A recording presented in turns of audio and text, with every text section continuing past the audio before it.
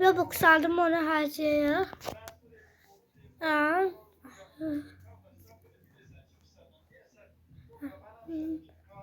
Robux aldım. Bəli, bəli.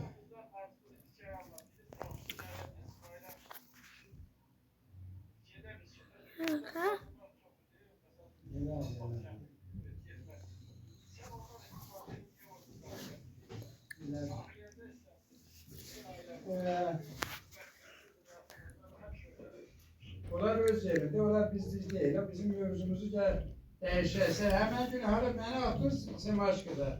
Getdim həkimimə. Həkim dedi, get lor həkimi yanına. Lor həkimi də gördükdən sonra haberdə getmişsə, gəldim. Səni iş yerinə apardılar ya, haradasa düşdü.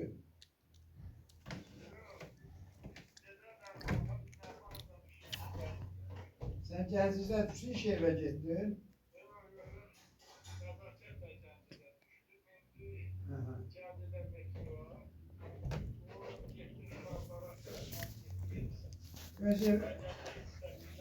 Karakterli kıyafet.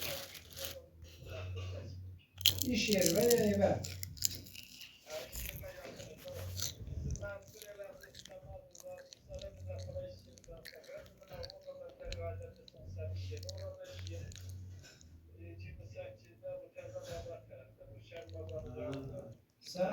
Maşallah Səməd sərbəst sürür. Sən də sərbəst sürürsən maşallah.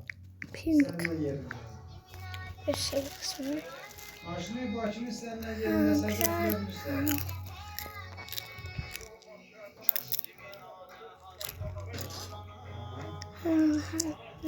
Bu qaydaları yaxşı bilirsən də.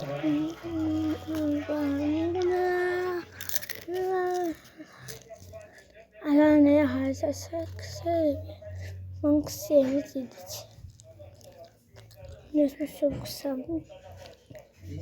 Ama harcamayacağım. Sonra size hatayımı göstereyim diye açtım kanalı. Yeni Robux stratejim. Ama sen nasıl olmuş böyle. Bakın şöyle göstereceğim. Hatayım nasıl olmuş.